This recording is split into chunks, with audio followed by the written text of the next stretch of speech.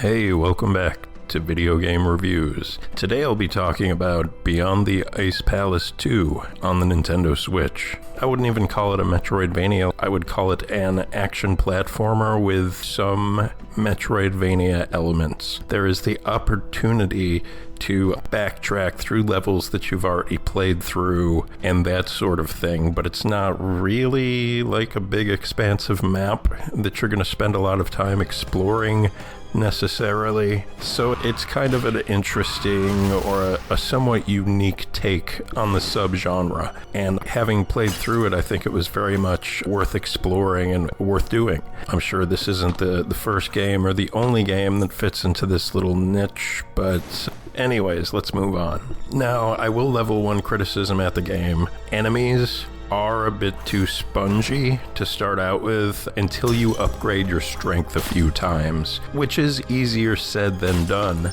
as stat upgrades are not based on some experience system, but rather upgrades depend on you finding crystals which exist in a finite number. Just a little sneak preview, my next review is going to be for Blasphemous 2, and while there are some experience-like elements to the game, sort of, that game also functions largely similar to this in a couple of ways, and one of which being the level up system. A lot of your upgrades are achieved through finding, again, finite items in the environment.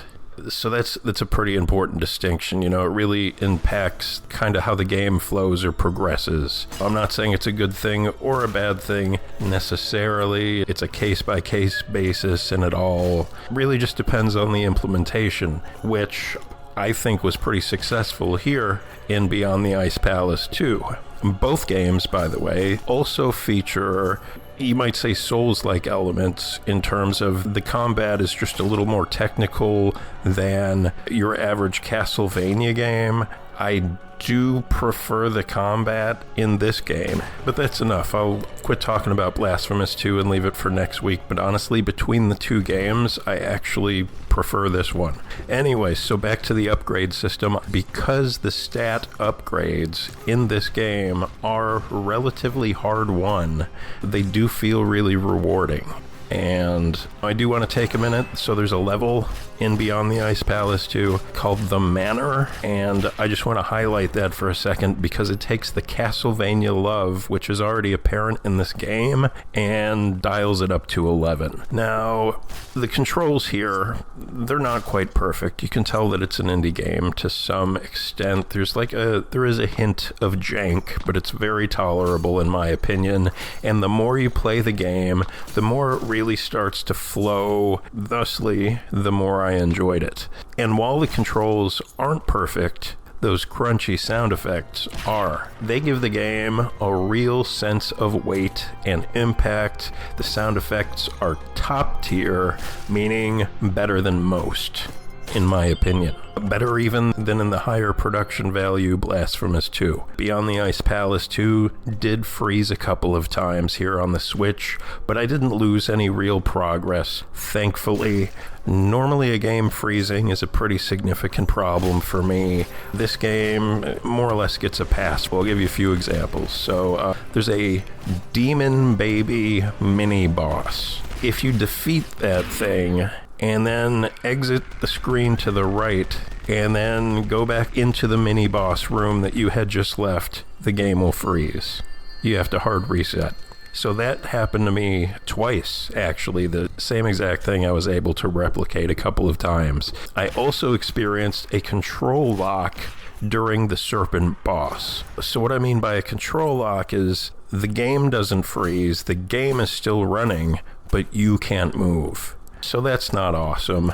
But again, it was basically an isolated incident, and the end result was simply not a big deal. So it worked out. The level layout and design feels brilliant to me without ever really being overwhelming. Or at least that's how I felt about it. I feel like they got the level design in this perfect little sweet spot, and it's just a good time. In fact, I would say somewhere from the middle all the way up to close to the end of the game, I couldn't put this game down. So aside from the obvious Castlevania tributes, there is also a part of the last level that looks like the beginning of ActRaiser 2 on the Super Nintendo, which I thought, intentional or not, was a nice nod. The audio and the visuals are awesome. The presentation and the somewhat limited use of a color palette gives this game a Sega Genesis / Sega Mega Drive look to it, which I enjoyed. The audio, however, could definitely not have been accomplished with the humble sound chip of the Genesis. If you know anything about that, the Genesis is not known for having the best sound, and the sound here pretty strong. Just to be clear, it's not a Genesis game, but the look of it kind of reminds me of Castlevania Bloodlines. I mean, look, I basically couldn't put this game down until I got to what is essentially the last area before the final boss, and it's called The Archives, and it's freaking brutally hard platforming. At least on your first attempt through, you're gonna die a lot, more than likely. So that got pretty frustrating, and I distracted myself with some other stuff for a few days, and then sat back down and through a bit of grit and determination, made it through the archives and through the final boss, which there is a save point right before the final boss, as well there should be, in my opinion. This is easily the best game I've played by Storybird Studio, which was also responsible for that Wallachia game, which was incredibly janky. So it's good to see the team step their game up and learn from their experiences in such a significant way. There is no difficulty setting or New Game Plus. The game simply is what it is. That's how it often worked back in the day, and I admire that about this game.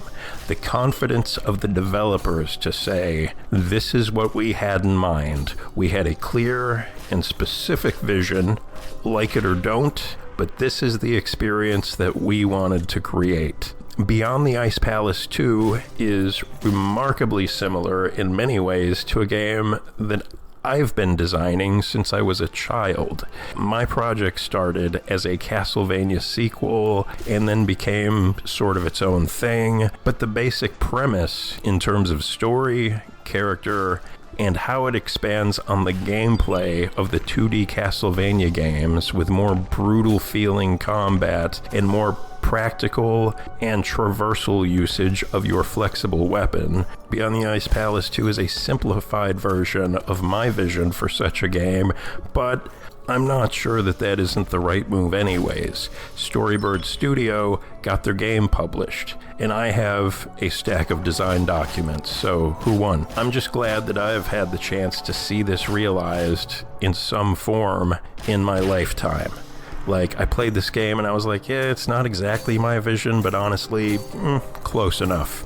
You just saved me a bunch of work so that I was probably never going to do, so thank you. To be clear, I am not remotely suggesting that anyone, quote, took my idea. I think that we have similar inspirations. We probably grew up on a lot of the same games, and then we independently came to similar conclusions about what we'd like to see next, what the next step or the next evolution is that preserves most of the goodness of the original inspiration while also adding to it in some meaningful ways. Also, Beyond the Ice Palace 2, as you can tell, is a sequel, of course. The original is, I think it was a C64 game back in like the late 80s. Anyway, it was a one-off game, and no one's done anything with it for something like 30 years, give or take. And then this indie team decided to put this together, and I think it's a great project. It sells for $20 on the eShop and is absolutely worth full price, in my opinion, if you're into this sort of thing. The download is 802 megs, so just shy of a gig, really. And it took me a little over 15 hours to finish, which is right on the money. That's not too short, not too long for this guy. It's a good duration for a game like this. I thought it was great. You'll probably think it's great if you're into this stuff. That pretty much does it for this one. Click like and subscribe if you haven't already, and I'll see you guys next time, whenever that may be. Bye-bye.